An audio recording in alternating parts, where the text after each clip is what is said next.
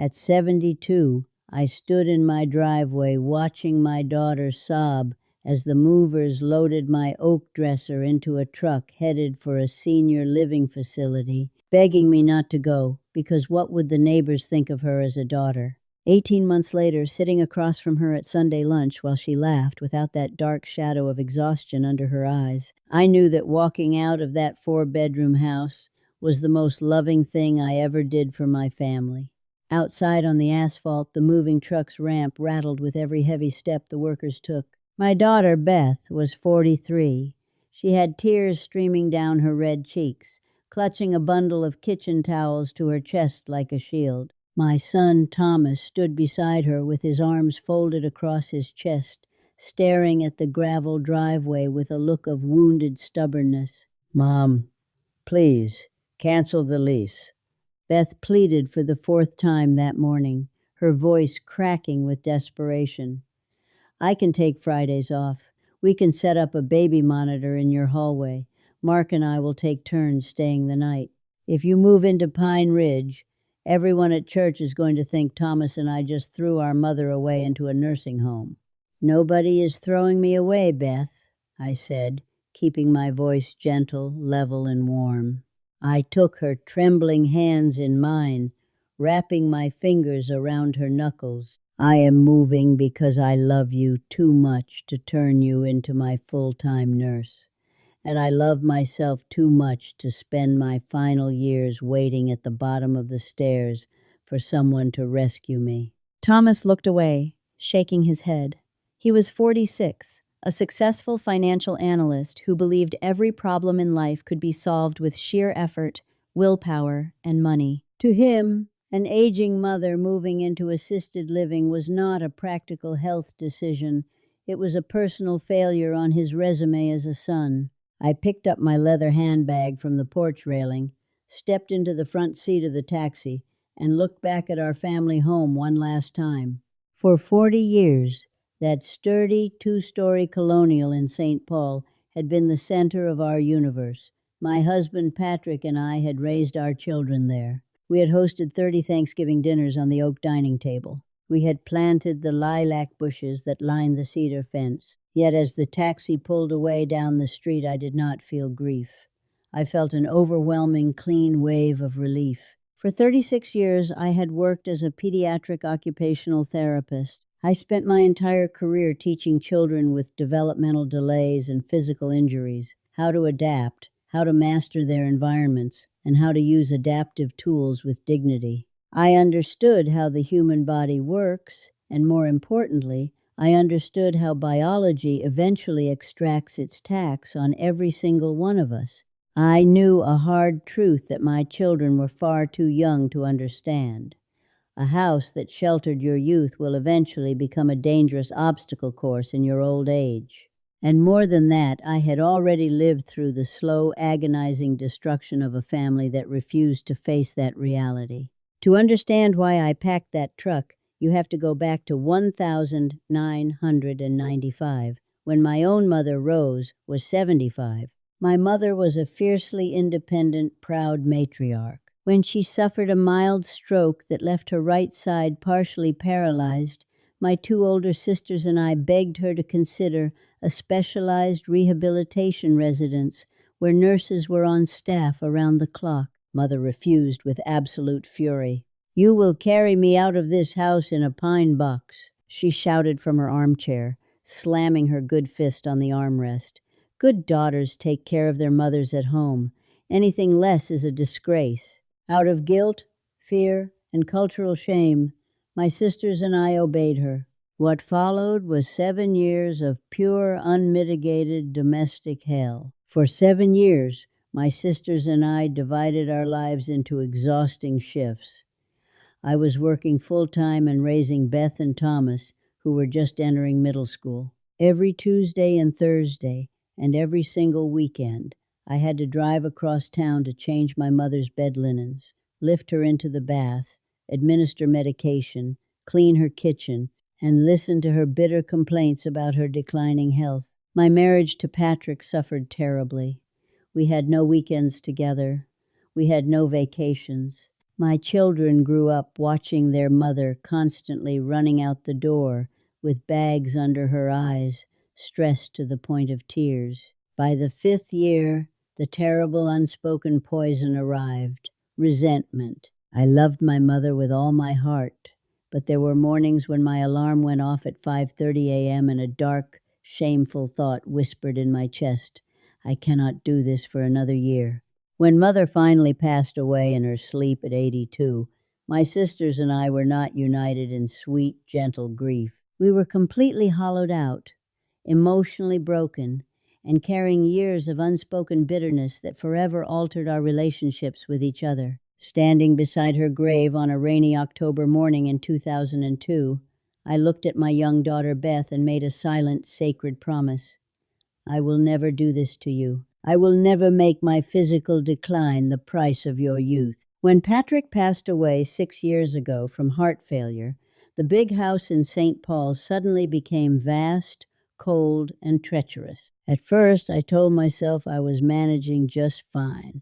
I was 70 years old, walked a mile every morning, and tended my perennial flower beds. Then, the quiet erosion of aging began its subtle work. Mild macular degeneration blurred the edges of my peripheral vision. The osteoarthritis in my knees flared whenever the Minnesota winter set in, turning the 14 steps up to my second-floor bedroom into a mountain climb. I began developing dangerous habits to hide my limitations from my children. I stopped carrying laundry baskets down to the basement. Instead, I tossed clothes down the steps and picked them up at the bottom. I avoided stepping into the bathtub unless Beth was scheduled to visit that afternoon, terrified that if I slipped, no one would hear me call out. I put on a cheerful, energetic performance every time Thomas and Beth came over for Sunday dinners. "Look at Mom," Thomas would boast, watching me carry a hot casserole dish to the table. "She's sharper and tougher than most 60-year-olds. She's never leaving this house." I smiled, poured their tea, and kept my mouth shut. I allowed them to believe the illusion because I didn't want to worry them. But in doing so, I was setting the same dangerous trap my own mother had set 30 years earlier. The illusion shattered completely on a freezing Tuesday afternoon in February. I was heading down to the basement to check the furnace filter when my left slipper caught the edge of a loose rubber tread on the 3rd step. My feet flew out from under me. I tumbled down 4 wooden steps and landed hard on the cold concrete floor, my shoulder slamming against the water heater. The breath was not completely out of my lungs. A sharp, searing pain tore through my right wrist. I tried to push myself up, but my knees were bruised and weak. My mobile phone was sitting on the kitchen island upstairs, on the charger. The basement was 45 degrees. The concrete was icy beneath my back. I lay there for 4 hours. In those 4 hours, staring at the exposed wooden joists and copper water pipes of the ceiling, I listened to the refrigerator hum upstairs and the wind rattle the basement window well.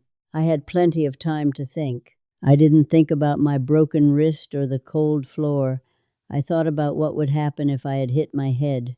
I thought about Beth walking down those stairs and finding her mother's lifeless body after days of silence. I thought about the terror, the trauma, and the lifelong guilt that would haunt my daughter if my stubborn pride resulted in a preventable tragedy. At 6:30 p.m., Beth unlocked the front door using her emergency key because I hadn't answered her 3 text messages after work. When she found me in the basement, she didn't just help me up. She collapsed onto the concrete beside me, sobbing uncontrollably, shaking with a terror that broke my heart into 1,000 pieces. "Mom, oh God, Mom," she cried, pulling off her wool coat to wrap around my shivering shoulders.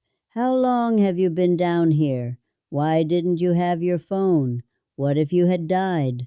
The paramedics set my wrist, and the emergency room physician told me I was remarkably lucky to have escaped with only a hairline fracture and severe bruising. The following week, the atmosphere in our family changed entirely. Beth began calling me 4 times a day.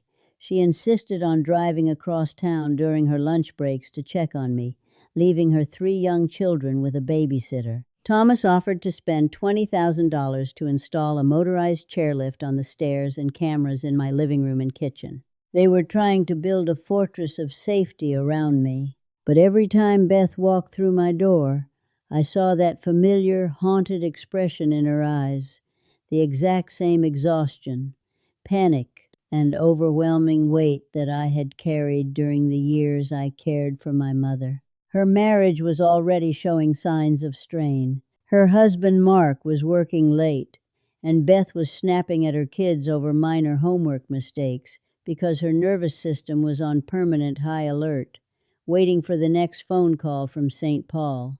I looked at my daughter's pale, exhausted face one evening as she measured out my pain medication, and I knew the moment had arrived. No, I told myself, the cycle ends with me. 2 weeks later, without telling a single soul, I took a taxi to Pine Ridge Senior Living Community on the west side of town.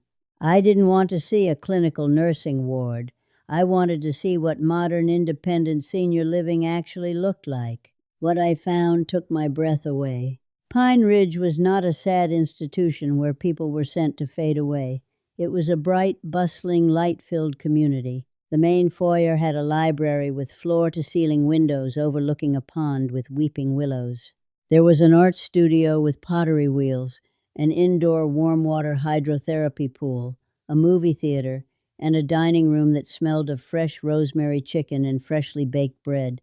Every private apartment was single-story, designed with wide doorways, walk-in showers with 0 threshold, non-slip flooring, and discreet emergency pull cords in the bedroom and bath. Most importantly, a licensed nurse was on the property 24 hours a day, 7 days a week. I met a lovely woman named Claire in the hallway, an 80-year-old retired pianist who was heading down to a watercolor class. "Do you like living here, Claire?" I asked directly. Claire smiled, adjusting her cardigan. "Honey, my daughter fought me for 3 months when I decided to sell my house. Now she visits every Sunday, we have brunch, we laugh for 2 hours, and when she leaves, she goes home to her husband without worrying if I'm lying on the kitchen floor. It gave us our friendship back." Her words resonated deep within my bones. I toured a lovely south-facing one-bedroom apartment on the 2nd floor. It had a private balcony overlooking the garden, a modern kitchenette, and ample wall space for my favorite framed prints. I took out my checkbook and wrote a deposit check on the spot. When I called Thomas and Beth to my house the following Sunday and laid the signed lease on the kitchen table, the explosion was immediate. "You're doing what?" Thomas yelled, jumping up from the table so fast his chair scraped loudly against the floor. "Mom, you can't be serious. We have the money to hire home aides. I can build a main-floor master suite addition on this house. We can handle this." "Thomas, sit down," I commanded with a quiet, calm authority. "Mom, please," Beth wept, her face buried in her hands. "It feels like we're abandoning you. What kind of children let their mother move into a home when they have the means to keep her?" "Beth, look at me," I said, reaching across the table and taking her chin in my hand. She looked up, her eyes swimming with tears of shame. "When you were a little girl, my job was to protect you from things you couldn't handle," I said softly. "My job hasn't changed just because my hair is white. You have 3 children who need their mother. You have a husband who needs his wife. You have a design career that you worked 15 years to build." I looked at Thomas, whose jaw was set in rigid denial. I watched my mother turn my sisters and me into exhausted, bitter caretakers because she was too proud to accept professional care. I told them. By the time she died, we were so tired that we forgot how to love her. I refused to let that happen to us. "I am not moving to Pine Ridge to die, Thomas. I am moving there so I can live safely, and so that every time you and Beth come to see me, you come as my children, not my emergency responders." They tried to argue for another 2 weeks, but my decision was granite. The day of the move was painful. Seeing 40 years of furniture packed into cardboard boxes is never easy. Watching Beth cry in the driveway tested my resolve to its absolute limits. Every maternal instinct in my body screamed at me to unpack the boxes, comfort my daughter, and stay in the big house just to spare her the temporary sting of social embarrassment. But true parenting requires doing what is right for the long-term health of your children, even when it breaks their hearts in the moment. The first month at Pine Ridge was an adjustment. It was strange waking up in a smaller space. It was strange not hearing the creaks of the old St. Paul house. There were evenings when I sat on my new balcony and felt a wave of disorientation, wondering if I had made a terrible mistake. Then, the magic of community began to take root, because I didn't have to worry about shoveling snow, fixing leaky gutters, cooking 3 meals a day, or cleaning empty bedrooms. My energy returned with astonishing speed. I joined the Community Greenhouse Committee, helping propagate heirloom tomato seedlings for the spring garden. I met a resident named Arthur, a retired mechanical estimator who lived 2 doors down, and we began playing chess every Tuesday afternoon in the sunroom. I started an informal hand therapy workshop in the craft room, using my 36 years of occupational therapy experience to teach fellow residents simple finger exercises to relieve arthritic stiffness and improve dexterity. For the first time in 6 years, I wasn't an isolated widow trying to survive an oversized house. I was Maggie Sullivan, a woman with friends, a purpose, and a vibrant daily rhythm. The real transformation, however, happened within my family. 6 months after I moved in, Beth came over for an unannounced visit on a Wednesday afternoon. She walked into the community lounge expecting to find me sitting in a wheelchair looking depressed. Instead, she found me covered in potting soil, laughing uproariously with 3 other women as we potted geraniums for the terrace. Beth stood in the doorway, holding a box of bakery cookies, her mouth slightly open. "Mom?" she called out. I wiped my hands on my apron, walked over, and wrapped her in a big, warm hug. "Beth, darling, come meet Eleanor and Claire. We're just finishing up the terrace planters." Beth sat with us for an hour, drinking iced tea, listening to the lively banter around the table. As we walked down the sunny hallway back to my apartment, Beth stopped, turned to me, and put her arms around my neck. She didn't cry tears of grief this time. She leaned her head against my shoulder and let out a long, peaceful sigh that felt like it had been held inside her chest for 5 years. "Mom," she whispered, "I was so wrong. You look happier than you've looked since Dad died. And for the first time in 3 years, when I go to sleep at night, I don't check my phone every 20 minutes in a panic." "I know, darling," I said, kissing her temple. "That was the whole point." Our Sunday dinners returned to being a joyous, sacred celebration. Every Sunday, Thomas and Beth take turns picking me up or hosting dinner at their homes. When I walk through their doors, there is no tension, no medical checklists, and no hidden anxiety. I sit on the sofa, hold my grandchildren, listen to their school stories, and help them with their art project. When the evening is over, Thomas drives me back to Pine Ridge, walks me to my front door, kisses my cheek, and tells me he loves me. He doesn't have to worry about whether I will fall down the basement stairs after he drives away. The safety net is already in place. I am 74 years old now. Looking back on that emotional morning in the driveway, I understand now the profound misunderstanding that exists around aging, independence, and family duty. We are raised in a culture that glorifies holding on to the family home at all costs. We are told that moving into senior living is an admission of defeat, a betrayal of family bonds, or an act of abandonment. That is a toxic, destructive falsehood. A house is just bricks, mortar, and shingles. It is not your identity, and it is certainly not worth sacrificing your safety or your children's emotional well-being to preserve. True independence is not refusing help. True independence is having the wisdom and the courage to arrange your own support before a catastrophic crisis takes the choice away from you. The greatest gift an older parent can leave behind is not a piece of real estate. It is the gift of unburdened love. It is allowing your adult children to live their own lives, raise their own families, and remember you as their mother, not as their patient. Most mornings now, I wake up at 7. I pull on a comfortable sweater and walk out onto my private balcony with a cup of hot coffee. Below me, the pond is still, reflecting the morning light through the pine trees. In the distance, I can hear the gentle clatter of breakfast being prepared in the dining hall and the sound of my neighbor Arthur whistling down the corridor.